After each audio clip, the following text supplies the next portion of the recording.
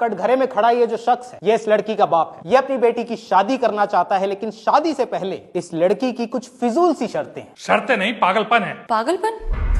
लाखों करोड़ों रुपया लोग शादियों में खर्च करते हैं, क्या वो पागलपन नहीं है?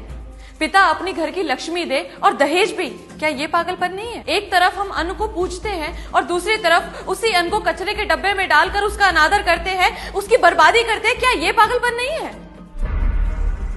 शादी शादी ना होकर एक स्टेटस सिंबल बन गया है। जिसके पास जितना पैसा उतनी पैसे की बर्बादी। लाखों रुपया शादियों में खर्च कर देंगे, लेकिन वहीं अगर आपकी शादी में एक गरीब आदमी आकर खाना खाता हुआ पकड़ा जाए तो उसे मार पीट कर इतना जलील किया जाता है कि मानो आपकी 4 चांद लगी शादी में उसने एक धप्पा लगा दिया। ऐसी शादी को मैं शादी नहीं मानती हूँ जज साहब। इसलिए शादी के लिए मेरी अपनी कुछ शर्तें हैं। क्या शर्तें हैं तुम्हारी? शादी में दहेज न दिया जाए। लेकिन दहेज तो लड़के वालों ने मांगा ही नहीं है जज साहब। AC, cooler, TV, washing machine, 5 lakh रुपए और एक गाड़ी, ये सब क्या है पापा? ये सब बेटी हम तुझे दे रहे हैं, लड़के वालों को नहीं।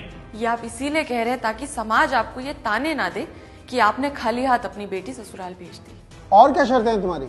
शादी के कार्ड ना छपवाए जाएं। तो लोगों को शादी में कैसे बुलाया जाएगा? केवल घर परिवार के लोग ही शामिल हो और उनके लिए कार्ड छपवाने की कोई जरूरत नहीं है। उनको न्योते और भी तरीकों से भेजे जा सकते हैं। और क्या शर्तें हैं तुम्हारी? शादी किसी बैंक्वेट हॉल में ना कराई जाए, किसी मंदिर या साधारण से आश्रम में हो। इसकी कोई खास वजह? वजह सीधी है जज साहब, बैंक्वेट हॉल में डीजे होता है, वहां पर लोग नाचते हैं, गाते हैं, शराब पीते हैं और लड़ाई झगड़े करते हैं।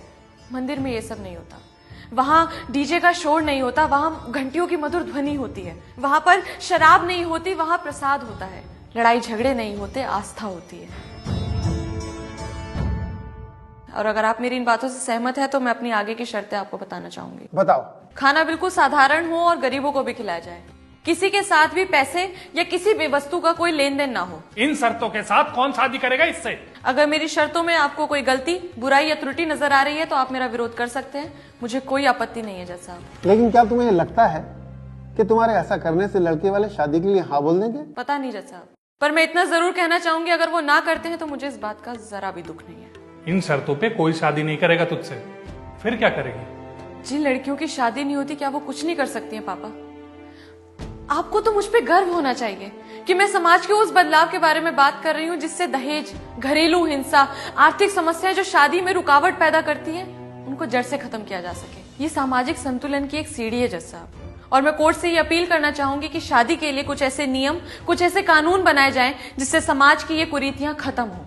पहले भी लोगों ने सामाजिक व्यवस्था को बदलने के प्रयास किए हैं और उन्हें पागल घोषित कर दिया गया, पर आज उन्हीं प्रयासों को, उन्हीं बदलावों को सही ठहराया गया है। शायद, हो सकता है मैं भी उन पागलों में से एक हूं जज साहब। That's all my Lord.